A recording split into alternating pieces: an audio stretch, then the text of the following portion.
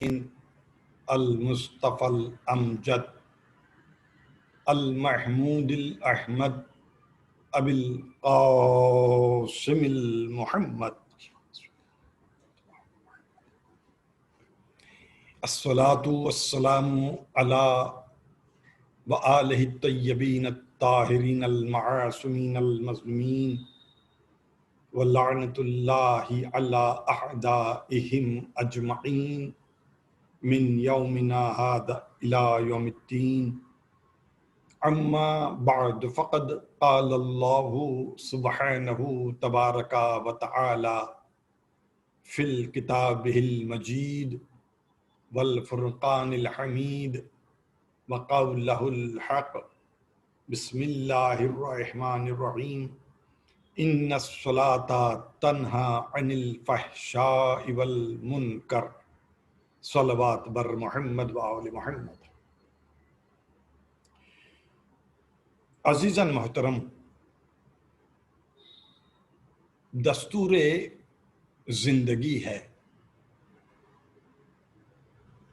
کہ ہر خالق اپنی بنائی ہوئی چیزوں سے محبت کرتا ہے۔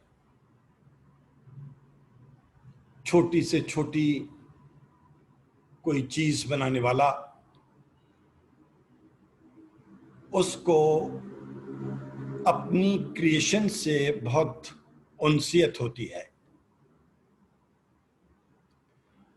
اینٹوں کو ترتیب دے کر عمارت کی شکل دینے والا جب تک اس کی بنیادوں کو مضبوط نہ کر لے، صحیح معنوں میں اس کا حق ادا نہیں ہوتا۔ شمع جلانے والا شمع جلانے سے پہلے اس کو اگر تیز و تند ہواؤں سے بچانے کے لیے تحفظ نہ کرے تو صحیح معنوں میں اس کو نور پسند نہیں کہا جا سکتا۔ کسی مصور کا ذوق تخلیق جب کینوس کے اوپر کسی تصویر میں رنگ بھر دیتا ہے، جب تک اس تصویر کے تحفظ کے لیے اس کا کوئی فریم نہ بنا لے، صحیح معنوں میں اس کو مصور نہیں کہا جا سکتا۔ کون سا شاعر ہوگا جو ایک ایک لفظ کی ترتیب اور تنظیم، تہذیب اور تحفظ کے لیے اپنے شعور کو نہ نچوڑ دے؟ کون سا وہ خطیب ہوگا جو اپنی فکر کے سرمایہ کو لفظوں کا جامہ پہنا کر آپ کی خدمت میں پیش نہ کرے؟ تو جب ہر عمارت بنانے والا عمارت بنانے سے پہلے اس کے تحفظ کا بندوبست کرتا ہے، شمع جلانے والا شمع جلانے سے پہلے اس کی حفاظت کے لیے فانوس بناتا ہے، ایک مصور اپنی تصویر کو بچانے کے لیے اور اس کو محفوظ رکھنے کے لیے اس کا فریم بناتا ہے۔ تو جب یہ چھوٹے چھوٹے خالق اپنی بنائی ہوئی تخلیقات کی حفاظت کے لیے اس کا انتظام کرتے ہیں، اس کی حفاظت کا بندوبست کرتے ہیں، تو وہ خالق مطلق جس نے انسان جیسی چیز بنا کر اشرف المخلوقات کے نام سے دنیا میں اتار دیا،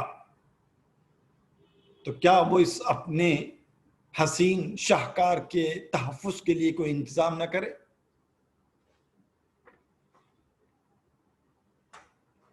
ہر چیز کے تباہی کے اسباب مختلف ہوتے ہیں. ایک ہلکی سی ہوا چل کر شمع کو گل کر سکتی ہے مگر تصویر کو نہیں بگاڑ سکتی. گرد و غبار اگر اڑ جائے تو تصویر تباہ ہو سکتی ہے مگر عمارتوں پر کوئی اثر نہیں پڑتا. زلزلے اگر آ جائیں تو عمارتوں کی بنیادوں کو وہ ہلا کر رکھ دیتے ہیں. اسی طرح سے کسی کو پانی نقصان کرتا ہے، کسی کو ہوا نقصان کرتی ہے، کسی کو گرد و غبار نقصان کرتے ہیں، کسی کو زلزلے نقصان کرتے ہیں. جب مختلف چیزوں کو مختلف چیزیں تباہ کرتی ہیں تو انسان کی تباہی کے اسباب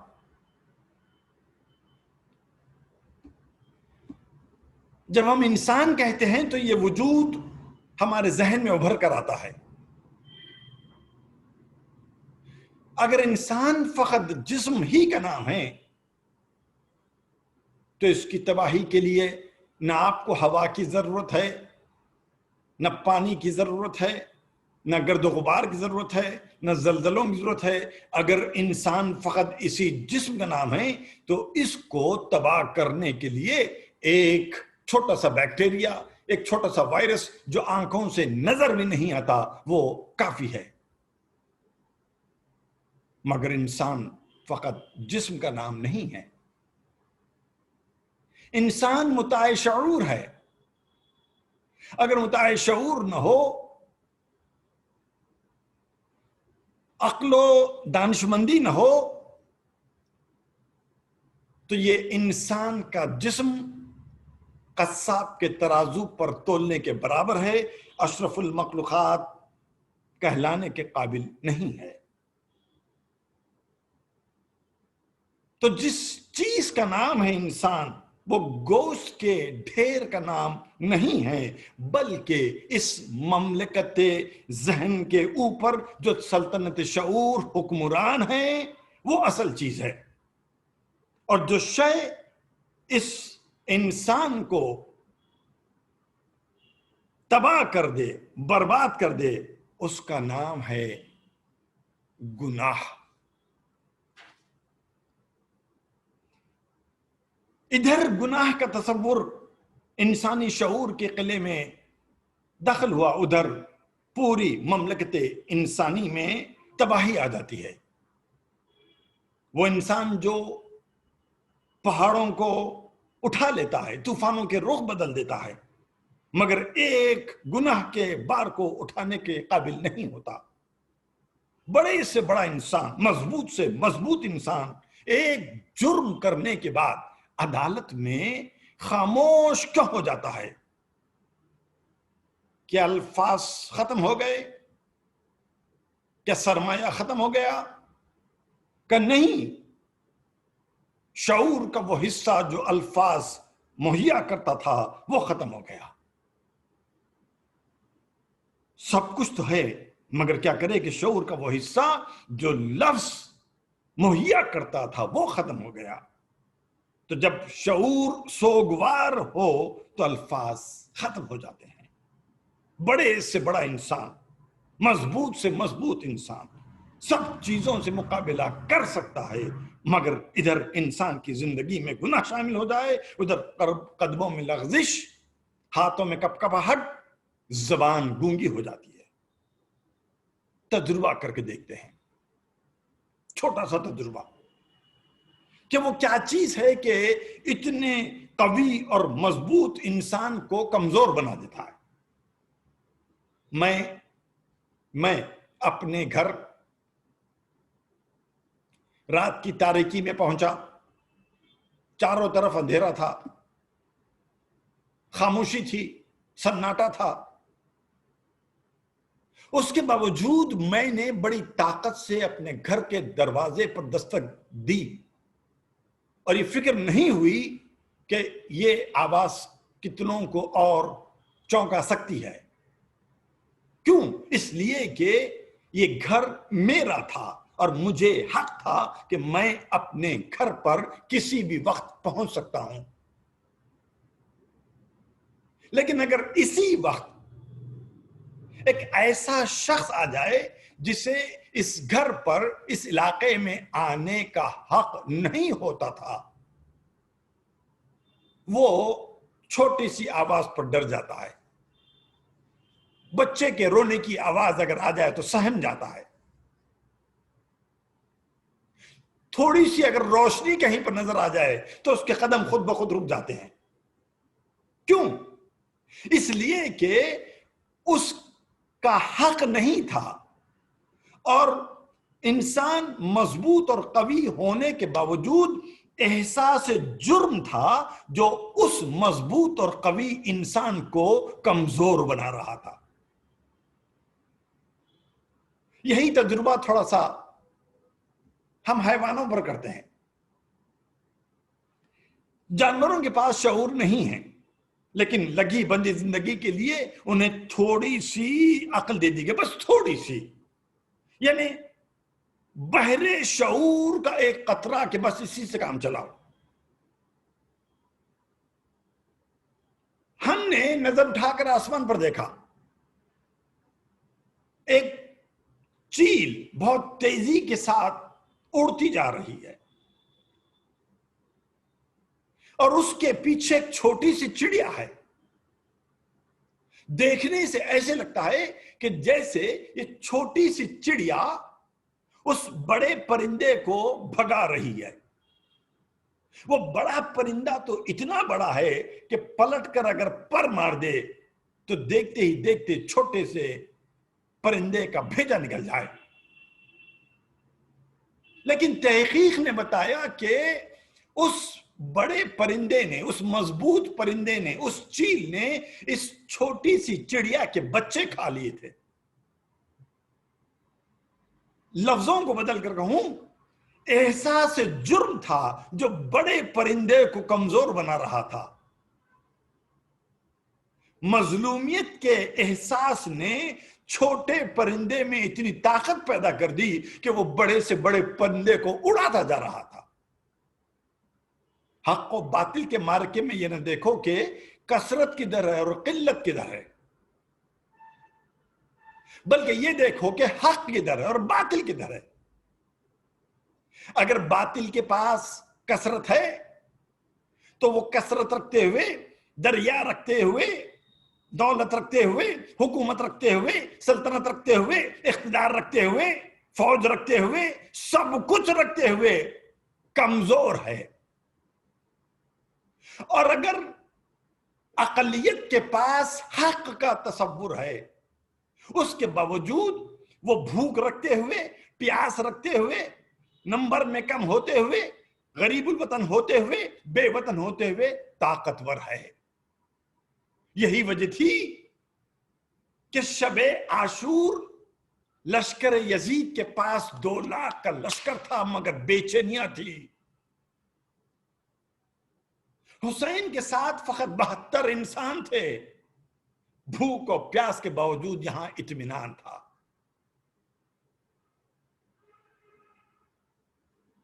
اب تجربہ کریں کہ اگر تباہی کے اسباب مختلف ہیں اور انسان کے شعور کے اندر اگر گناہ داخل ہو جائے، جرم داخل ہو جائے، تو یہ انسان کمزور ہو جاتا ہے. تو کون سی طاقت ہے جو انسان کو کمزور بنانے سے روکے، ضعیف بنانے سے روکے؟ اس کے لیے قدرت نے آواز دی، ان الصلاۃ تنہا عن الفحشاء والمنکر. نماز اس طاقت کا نام ہے جو انسان کو کمزوری سے بچا کے رکھتی ہے. کیا واقعی نماز انسان کو کمزوری سے بچاتی ہے؟ ایک سوال ہے. کیونکہ جب سے ہم ہوش سنبھالے ہیں ہم تو نماز پڑھ رہے ہیں، دوسروں کو بھی نماز پڑھتا ہوا دیکھ رہے ہیں، مگر اس کے باوجود ہماری فکر میں، ہمارے شعور میں گناہ داخل ہے، اور قدرت کہہ رہی ہے، قرآن اعلان کر رہا ہے کہ ان الصلاۃ تنہا عن الفحشاء والمنکر، کہ نماز اس طاقت کا نام ہے جو انسان کو گناہوں سے بچاتی ہے۔ تو میں سوال رکھ رہا ہوں پھر سے کہ واقعاً نماز انسان کو گناہوں سے، برائیوں سے بچاتی ہے؟ ایک مثال پھر منزل آگے۔ ساتویں امامی موسی کاظم علیہ السلام کا زمانہ ہے۔ امام کی بھرپور جوانی، مگر زندگی اندھیرے قید خانے میں گزر رہی ہے۔ پھر بھی ارباب سیاست امام کی قید سے مطمئن نہیں ہیں۔ مسلسل ظلم ڈھانے کے بعد بھی شرارت نئی راہیں تلاش کر رہی ہے، ظلم کے اظہار کے لیے نیا سلیقہ چاہتی ہے۔ ہارون رشید سوچ میں ہے کہ کوئی ایسا کام کرو جو آج تک ہمارے بزرگوں نے نہ کیا ہو۔ سوچتے سوچتے سیاست نے ایک جال بنایا، ایک حسین یہودی طوائفہ کے خدمات حاصل کیے گئے، زن فاحشہ، جس کا پیشہ سلطانوں کو گمراہ کرنا تھا۔ ہارون رشید نے اس کو بلایا، انعام و اکرام کے لالچ الگ، جاگیر کا لالچ الگ، اور سب سے بڑا لالچ ہے کہ قید خانے میں ایک جوان ہے جسے گمراہ کرنا ہے، اور وہ جوان ہے جس کا سلسلہ تمہارے اس بزرگ سلسلے سے جا کر ملتا ہے جس نے تمہارے بزرگوں کو قتل کیا ہے۔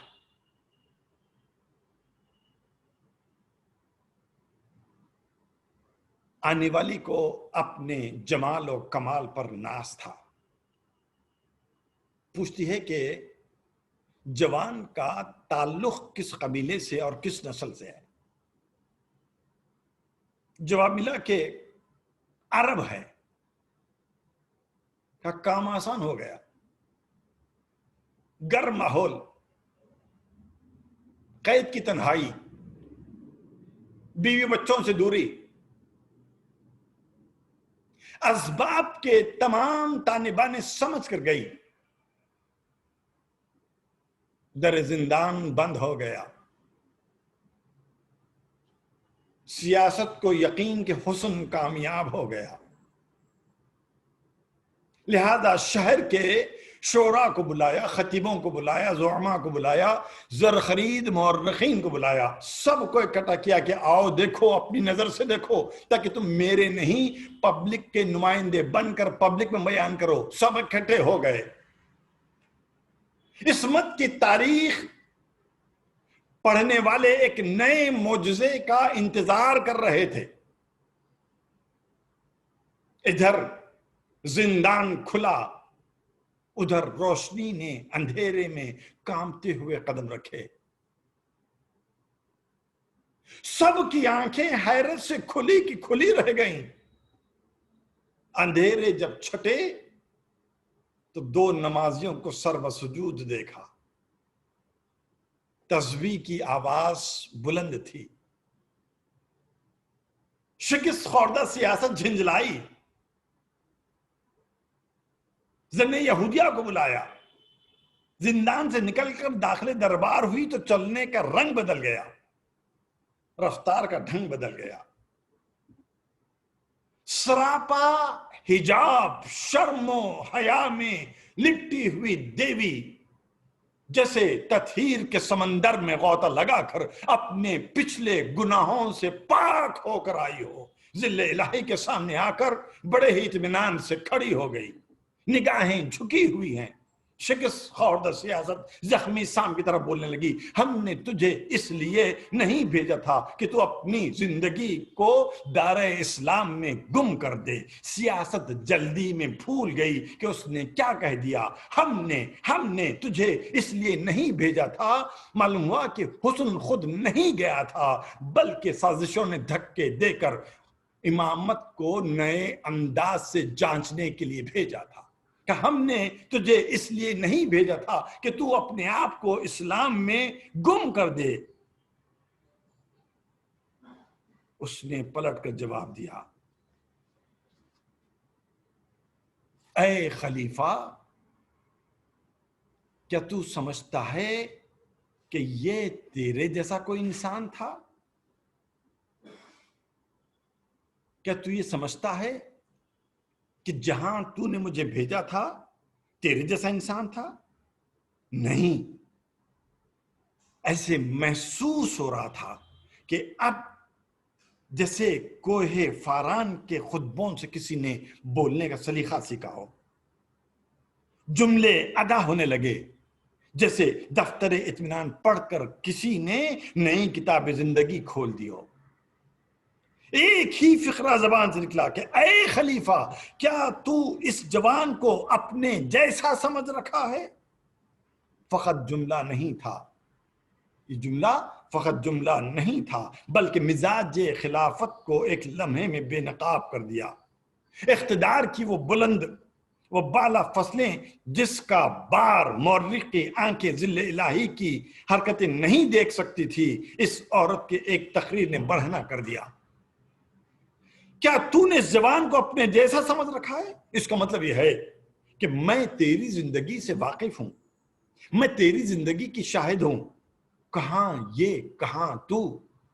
اے خلیفہ، جب میں داخل زندان ہوئی میرا امام مصروف نماز تھا.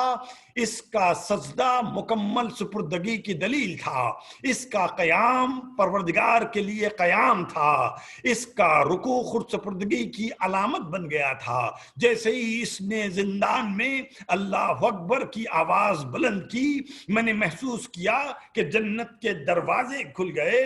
حوروں کا کاروان در کاروان در کاروان زندان میں داخل ہوا اور اس کاروان نے پہلے میرے امام کا طواف کیا. اے خلیفہ، جس امام پر جنت کی حوروں کا اثر نہیں ہوا اس امام پر میرے حسن کا اثر کیسے ہوتا؟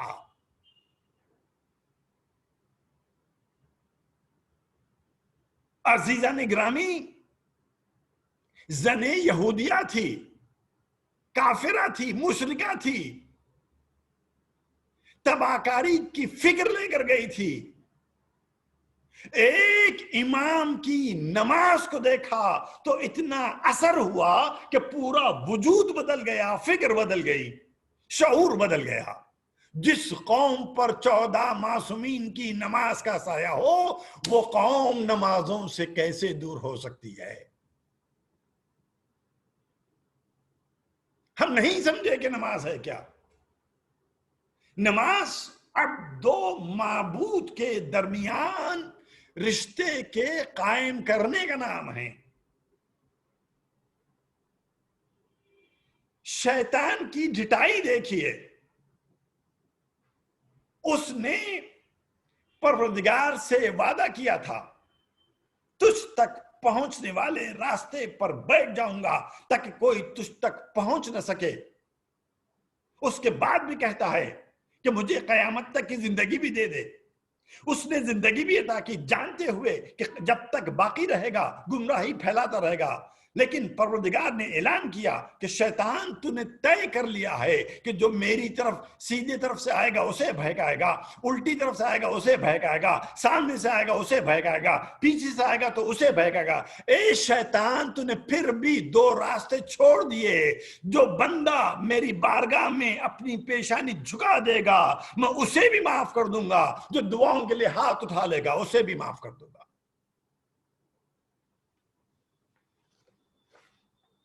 عزیزان گرامی،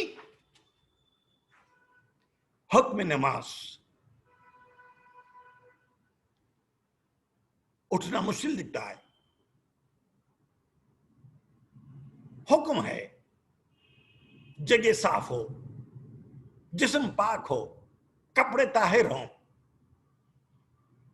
آنکھوں میں کیچڑ لے کر بغیر منہ دھوئے گندے کپڑوں کے ساتھ اگر نماز پڑھو گی نماز تو ہو جائے گی مگر بڑی کراہیت والی نماز ہوگی. رات کو بہت دیر تک ہم جاگے تھے، مچھر بھی اتنے تھے کہ ایسے محسوس ہو رہا تھا کہ سوائے ہمارے مکان کی کسی اور کا پتہ ان کو نہیں معلوم ہے۔ ابھی ہم نے اپنی سکون و اطمینان کی نیند کا پہلا خراٹہ نہیں لیا کہ مؤذن کی آواز ہمارے کانوں سے ٹکرائی، اللہ اکبر۔ ایک ہی وقت میں دو نظام جنم لینے لگے، ایک کہہ رہا ہے کہ آرام کر لے، دوسرا کہہ رہا ہے کہ اٹھ اور نماز پڑھ لے۔ ایک راحتوں کو پکار رہا ہے، راحتوں نے کہا کہ سو جا، فرض نے کہا کہ اٹھ جا۔ دونوں نظریے ایک ہی وقت میں جنم لینے لگے۔ شیطان نے کہا سو جا، رحمان نے کہا اٹھ جا۔ ایک طرف آرام طلبی، دوسری طرف عمل طلبی، ادھر سکون ادھر مصیبتیں، دو نقطوں کے درمیان شعور انسانی کو فیصلہ کرنا ہے کہ ادھر جاؤں تو راحت ہے، ادھر جاؤں تو فرض ہے۔ دیکھنا یہ ہے کہ راحت کے بندے ہیں یا قدرت کے بندے ہیں۔ اگر اللہ کی آواز پر اٹھ کر نماز کے لیے کھڑا ہو گیا، اس کا مطلب رحمان کا بندہ ہے۔ اگر سونے میں اپنا دل لگا دیا، اس کا مطلب شیطان کا بندہ ہے۔ فیصلہ ہمارے ہاتھ میں ہے، چاہے تو لمحے بھر کے اندر حر بنے یا حرملا بن جائے۔ عزیزان گرامی، یہ عظیم المرتبت عمل ہے نماز، لیکن یہی نماز کو جب ہم کربلا کی طرف دیکھتے ہیں، عاشور کا دن ہے، ابو سمامہ کہتے ہیں مولا وقت نماز ہو گیا۔ کیا امام کو وقت نماز نہیں معلوم تھا؟ نہیں، امام دلیل دینا چاہتے تھے جیسے اصحاب مجھے ملے، نہ میرے نانا کو ملے، نہ میرے بابا کو ملے، نہ میرے بھائی کو ملے۔ جو نمازی ہوتا ہے اس کی عین خواہش ہوتی ہے کہ بڑی سے بڑی شخصیت کے پیچھے نماز پڑھنے کا موقع مل جائے، اچھے سے اچھے مقام پر نماز پڑھنے کا موقع مل جائے۔ ایک دوسرے سے انسان مقابلہ کر لیتا ہے۔ محلے کی مسجد میں ہم کوشش کرتے ہیں کہ آگے کی صف میں ہم پہنچ جائیں۔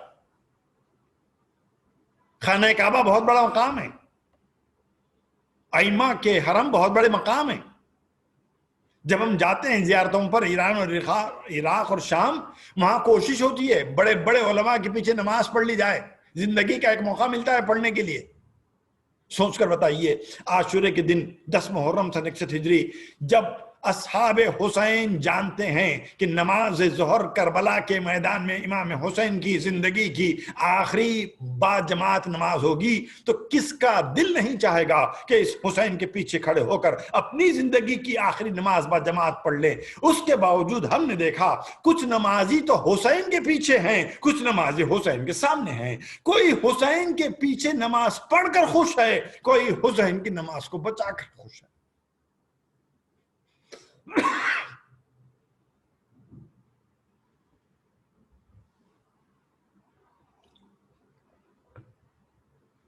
یہ تو عاشور کے دن کی بات ہے۔ یہ نمازیں ہم تک کیسے آئی؟ رخصت آخر کے وقت امام حسین نے اپنی بہن سے وصیت کی تھی کہ بہن نماز شب کی دعاؤں میں ہمیں بھول نہ جانا۔ اللہ رے یقین حسین، کہ حسین کو اس بات کا یقین تھا کہ لاشوں کے پامال ہو جانے کے بعد بھی، گھروں کے جل جانے کے بعد بھی، سروں کی چادریں چھن جانے کے بعد بھی میری بہن فقط فرض نماز نہیں بلکہ نماز تہجد بھی نہیں چھوڑے گی. تبھی تو کہا حسین نے کہ نماز شب کی دعا میں ہمیں بھول نہ جانا. سب عورت کو تو صنف نازک کہتے ہیں نا. عورت کسی بھی غم کو آسانی سے برداشت نہیں کرتی. خصوصیت کے ساتھ کوئی بہن اپنے بھائی کو نظروں کے سامنے مرتا ہوا نہیں دیکھ سکتی. کوئی ماں اپنے بچوں کو اپنے سامنے مرتا ہوا نہیں دیکھ سکتی. یہی کہتے ہیں نا کہ عورت بڑی نازک مزاج ہوتی ہے. بہت ہی آسانی کے ساتھ جذبات اس کو متاثر کر دیتے ہیں. یہ باتیں ذہن میں رکھیے. کرسٹوفر پال فرانس کا ایک چرچ کا پریسٹ ہے, ابھی باقی ہے. اس نے اسلامی اخلاقیات پر پی ایچ ڈی کی ہے اور ہاف آف مائی ہارٹ کے عنوان سے انگریزی میں جناب زینب پر اس نے کتاب لکھی ہے. 300 صفحے کی کتاب. جب بک ریلیز ہوئی تو اس کا ایک انٹرویو آیا تھا. اس سے پوچھا گیا کہ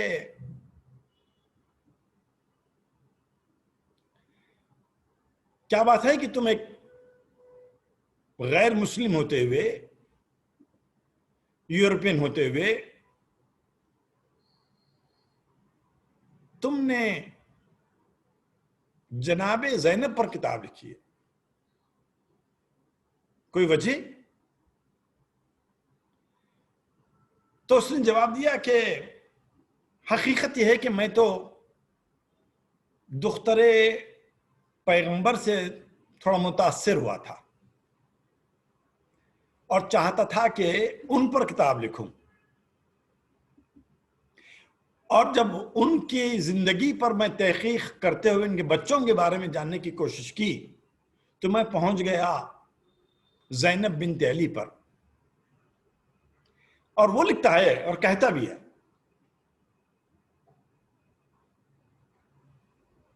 کہ میں نے اس بیوی میں کچھ عجیب چیز دیکھی ہے. وہ بھی ایکسپٹ کرتا ہے کہ عورت بڑی نازک مزاج ہوتی ہے, جذبات سے آسانی سے متاثر ہو جاتی ہے, اپنے جذبات پر قابو رکھنا مشکل کام ہوتا ہے. ساری باتیں جو عام طور پر کہی جاتی ہیں, لکھی جاتی ہیں, محسوس کی جاتی ہیں.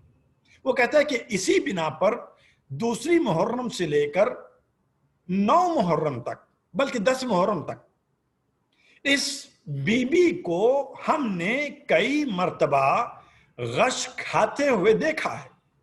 اس نے خود لکھا ہے کہ عاشور کے دن بھی ہماری تحقیق کے مطابق حضرت علی اکبر کی جب شہادت ہوئی تو اس بی بی کو غش آیا. لیکن کہتا ہے کہ تعجب کی بات یہ ہے کہ امام حسین کی شہادت کے بعد سے لے کر پھر ان کے گھر پہنچنے تک اتنا لمبا عرصہ گزرا ہے, ہم نے اس عورت پر غش طاری ہوتے ہوئے نہیں دیکھا.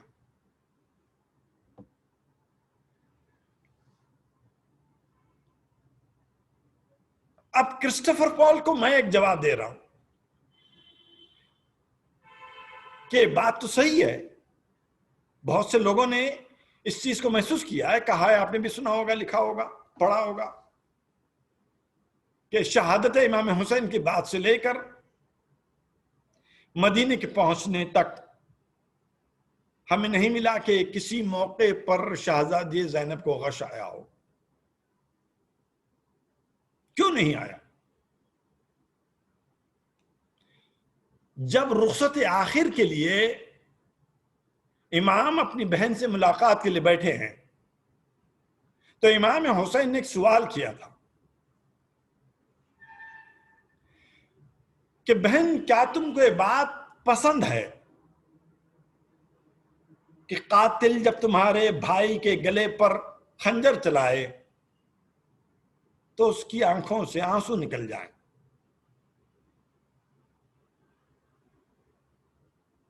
بہن نے جواب دیا کہ یہ ہو ہی نہیں سکتا کہ فاطمہ زہرا کا بیٹا حیدر کرال کا لال اس کے گلے پر اگر خنجر چلے تو اس کی آنکھوں میں آنسو آ جائیں. امام حسین نے جواب دیا کہ بہن، قاتل کے خنجر چلنے سے تو آنسو نہیں نکلیں گے، لیکن اگر زیر خنجر میری نظر تمہارے چہرے پر پڑ جائے اور اس وقت تم آنسو بہا رہی ہو تو حسین پھر اپنے آنسوؤں کو ضبط کرنے کے موقف میں نہیں ہوگا. زینب نے پوچھا بھائی پھر میرے لیے کیا حکم ہے؟ کہا تم مجھے اگر مسکرا کے رخصت کر دو تو حسین پھر زیر خنجر مسکراتا ہوا دنیا سے گزر جائے گا. یہ ہے وہ وعدہ زینب جو رخصت آخر پر بہن نے بھائی سے کیا تھا. اس وعدے پر زینب کو قائم رہنا تھا. حسین کوشش کر رہے تھے کہ زینب کو حسین بنانا ہے. اگر زینب کے آنکھوں سے شہادت امام حسین کے بعد آنسو نکل جائیں تو پھر سید سجاد کے آنسوؤں کو کون تھمائے گا؟ سکینہ کو دلاسا کون دے گا؟ ام رباب کو سہارا کون دے گا؟ اور بیویوں کے لیے مدد کون دے گا؟ کہا ان سب کے مدد کے لیے ضرورت ہے کہ تم اپنے آنسوؤں کو روک لو. لہذا جناب زینب کی ذمہ داری تھی کہ حسین سے جو وعدہ کیا ہے کہ مسکراتے ہوئے میں رخصت کروں گی، تو اب نہیں ملا کہ زینب کبھی شہادت امام حسین کے بعد اپنے غم کا اظہار کیا ہو. لیکن یہ نفسیاتی مسئلہ ہے. اگر ہم کسی انسان کو رنج تکلیف غم میں مبتلا کر رہے ہیں اور شرط یہ ہے کہ وہ انسان روئے نہیں، تو ہوگا کیا؟ مطلب یہ باتیں، یہ مصائب جو ہم لوگ بہت تیزی سے کہہ دیتے ہیں، گھر جل گئے، چادر چھن گئی، بازو میں رسی باندھی گئی، ایک ایک مصیبت ان بیویوں کے لیے قیامت کبریٰ ہے. تصور کرنا کہ زینب جیسی بی بی کوفے کے بازار میں بغیر مخنا و چادر کے پھرائی جا رہی ہے، یہ ایک عمل شہزادی کے لیے قیامت سے کم نہیں. لیکن اگر شہزادی مسلسل شہادت امام حسین سے لے کر کربلا سے نکلنے کے واقعات، کوفے کا بازار، کوفے کا دربار، شام کے راستے، مسلسل اگر غم کو برداشت کر رہی ہے اور اظہار غم نہیں کیا جا سکتا اس لیے کہ حسین سے وعدہ ہے، تو ہوگا کیا؟ ہوگا یہ کہ مسلسل انسان جب غم کو برداشت کرتا ہے، اظہار غم نہیں کرتا ہے، تو اس کے چہرے پر مردنی چھا جاتی ہے، اس کے چہرے پر ذوف نمودار ہونے لگتا ہے، اس کی اصل رونق اس کے جسم اور چہرے سے ختم ہو جاتی ہے. میں یہ کہہ سکتا ہوں کہ جتنا غم زیادہ بڑھتا جائے گا، جتنی قوت برداشت بڑھتی جائے گی، جتنا غم کا اظہار روکا جائے گا، اس کا مطلب یہ ہوگا کہ اتنا ہی چہرہ ذوف میں تبدیل ہوتا جائے گا، اتنا ہی جسمانی حالات میں تبدیلی آتی جائے گی. اگر ایک اسی معیار کو میں بلندی تک لے جا کر تصورات کی دنیا میں ڈوب کر سمجھنے کی کوشش کروں تو یہ کہہ سکتا ہوں کہ شاید ہو سکتا ہے کہ انسان غم کو برداشت کرتے کرتے ایسی منزل تک پہنچ جائے کہ اسے اپنے لوگ خود نہ پہچانے.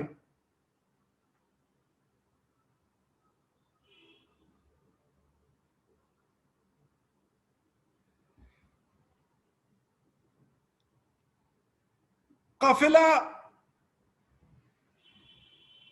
ابھی شام کے راستے پر ہے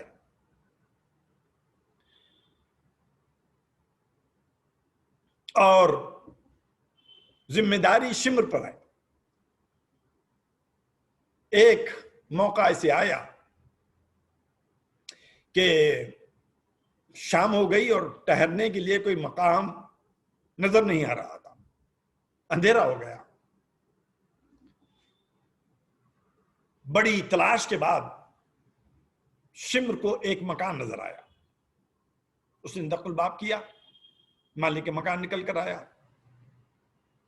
شمر نے کہا کہ ہم مسافر ہیں، تمہارے شہر سے، تمہارے علاقے سے ہمارا گزر ہوا ہے، ہمیں اجازت دو کہ تمہارے مکان میں رات بھر قیام کریں اور صبح یہاں سے ہم چلے جائیں گے.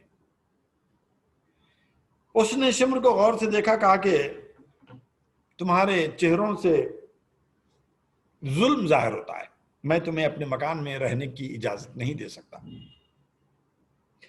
شمر نے کہا کہ ٹھیک ہے، ہم باہر قیام کر لیں گے، مگر ہمارے ساتھ کچھ عورتیں ہیں، کچھ سامان ہیں، وہ تیرے مکان میں رکھ لے، عورتوں کو تیرے مکان میں قیام کرنے کی اجازت دے دے، صبح یہاں سے چلے جائیں گے تو وہ ہمارے ساتھ نکل جائیں گے. اس نے اجازت دے دی. تو لشکر یزید کے سپاہی، تمام مرد انسان مکان کے باہر، اہل حرم مکان کے اندر. جب رات ہوئی تو گھر کی مالکہ نے دروازے بند کرنا شروع کیے، ایک کے بعد ایک چراغ گل کرنا شروع کیا. اس وقت شہزادی زینب نے کہا کہ تو مکان کے دروازے بند کر دی، چراغ گل کر دیے، رات ہو چکی ہے، تو آرام کر لے، مگر ہماری طرف سے ایک گزارش ہے، ایک التجا ہے. پوچھا کیا ہے بی بی؟ کہا تمہارا کوئی وارث ہے، ہمارا بھی کوئی وارث تھا، تمہارے بھی بچے ہوں گے، ہمارے بھی بچے تھے، مگر سب مار دیے گئے. مار تو دیے گئے، لیکن جب سے ہمارے وارث، ہمارے بچے ہم سے چھوٹے ہیں، ہم کو ان پر رونے کا موقع نہیں ملا. مکان تیرا ہے، رات ہو چکی ہے، اگر تو اجازت دے دے تو تنہائی میں بیٹھ کر ہمارے وارثوں کا نام لے کر ہم رو لیں. وہ گھر کی مالکین کو بڑا تعجب ہوا کہ رونے کے لیے بھی کوئی اجازت مانگ رہا ہے. اس نے کہا بی بی، اگر تمہارا کوئی وارث مارا گیا، کوئی بھائی مارا گیا، کوئی بیٹا مارا گیا، اس کے نام پر تم رونا چاہتے ہو تو اجازت کی کیا ضرورت ہے؟ مکان میرا ہے، لو نام، کرو ماتم. جیسے اجازت ملی، زینب نے پہلا جملہ کہا ہائے حسین. مالکن نے کہا کہ بی بی، اگر تمہارا کوئی وارث مارا گیا ہے تو وارث کا نام لے کر رو سکتی ہو، مگر حسین کا نام لے کر رونے نہیں دوں گی. زینب نے الفاظ بدلے، کہا ہائے عباس کے بھائی. مالکہ نے کہا کہ اگر تمہارا کوئی بھائی مارا گیا ہے تو بھائی کا نام لے کر رو سکتی ہو، مگر عباس کے نام پر رونے نہیں دوں گی. زینب نے الفاظ بدل دیے، کہا ہائے اکبر کے بابا. مالکن نے کہا کہ بیٹا مارا گیا ہے تو بیٹے کا نام لے کر رو، مگر اکبر کا نام لے کر رونے نہیں دوں گی. زینب نے کہا یہ بھی منظور ہے. کہا ہائے صغرا کے بابا. مالکہ نے ایک مرتبہ شہزادی کے قدموں پر سر رکھ دیا، کہا بی بی تو ہے کون؟ زینب نے کہا شیرین، تم نے ہم کو پہچانا نہیں، حسین نے تم سے وعدہ کیا تھا کہ تمہارے گھر تشریف لائیں گے. شیرین حسین کے گھر کی کنیز کا نام تھا. مدینے میں حسین نے آزاد کیا تھا، وعدہ کیا تھا ایک نہ ایک دن تمہارے مکان ضرور تشریف لائیں گے. شیرین نے جب زینب سے سنا کہ حسین کا وعدہ ہے، حیرت سے تعجب سے پوچھنے لگی بی بی میرا آقا کہاں ہے؟ کہ شیرین تیرے مکان میں حسین کا کٹا ہوا سر رکھا ہے، میں حسین کی بہن زینب ہوں. کتنے تعجب کی بات ہے نا. میں یہی بات تو سمجھانے کی کوشش کر رہا تھا کہ انسان اس کے اوپر اتنے غم کے پہاڑ ٹوٹ سکتے ہیں کہ اپنے ہی لوگ اس کو نہیں پہچان سکتے. یہ شام تھا، راستے کا واقعہ ہے، لیکن یہی قافلہ جب ایک مرتبہ 40 حسین کے بعد وارد مدینہ ہوا، روضہ رسول پر حاضر ہوا، مدینے میں لوگوں کو خبر ملی کہ 60 ہجری کا گیا ہوا قافلہ لوٹ کر واپس آیا ہے. فاطمہ صغرا روضہ رسول پر داخل ہوئی، ایک ایک بی بی کے قریب سے گزرتی ہوئی جناب زینب کے قریب کھڑی ہو گئی.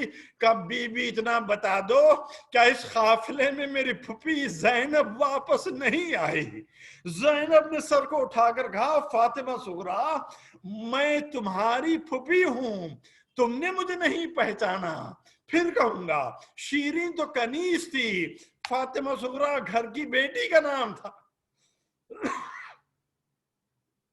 تعجب ہوا کہ پھوپھی اماں، سر کے بال کیسے سفید ہو گئے، کمر خمیدہ ہو گئی، مصائب سنائے گئے، واقعات کربلا سنائے گئے۔ ایک بات سمجھ میں آئی کہ غم کے پہاڑ اس منزل تک جا سکتے ہیں کہ گھر کی کنیز شاید نہ پہچانے، گھر کے بچے شاید نہ پہچانے، لیکن رشتوں میں ایک رشتہ ہے، اس رشتے کا نام ہے شریک حیات۔ اس کا مطلب ہی یہ ہوتا ہے کہ وہ رشتہ دوسرے انسان کے رشتے میں برابر کا شریک ہو جاتا ہے، تبھی تو ہم اس رشتے کو رشتے حیات کہتے ہیں۔ میری مراد ہے شوہر کے لیے بیوی اور بیوی کے لیے شوہر۔ جب اشارہ امامت پا کر شہزادی اپنے گھر کو واپس پہنچی، جناب عبداللہ گھر پر نہیں تھے۔ ایک مرتبہ بیوی صحن خانہ میں بیٹھ گئیں، کچھ دیر گزری، دروازے پر جناب عبداللہ تشریف لائے، ارادہ تھا کہ مکان میں داخل ہو جائیں، مگر جیسے ہی نظر پڑی کہ گھر میں کوئی بیوی بیٹھی ہوئی ہے تو حجاب کیا، دروازے پر رک گئے، کھڑے ہو کر پکار کر کہا کہ اے بی بی آپ کون ہیں، یہاں سے چلی جائیے، یہ مکان تو علی کی بیٹی زینب کا مکان ہے۔ ایک مرتبہ صحن خانہ سے آواز آئی عبداللہ، عبداللہ کانپنے لگے، یہ زینب کی آواز تھی۔ پھر جملوں کو پلٹا کر کہوں گا، شیرین کنیز تھی، فاطمہ صغرا گھر کی بچی کا نام تھا، عبداللہ تو شریک حیات تھے۔ نہ جانے اس بی بی پر کتنی مصیبتیں گزر گئیں، کس حد تک اس بی بی نے اپنے غموں کو برداشت کیا ہے کہ شریک حیات ہوتے ہوئے جناب عبداللہ نے بھی اپنی شریک حیات کو نہیں پہچانا۔ وَسَيَعْلَمُ الَّذِينَ ظَلَمُوا أَيَّ مُنقَلِبٍ يَنقَلِبُونَ أَلَا لَعْنَةُ اللَّهِ عَلَى الظَّالِمِينَ ربنا تقبل من هذا البیان۔ پروردگار ہماری اس مختصر سی عزاداری کو قبول فرما۔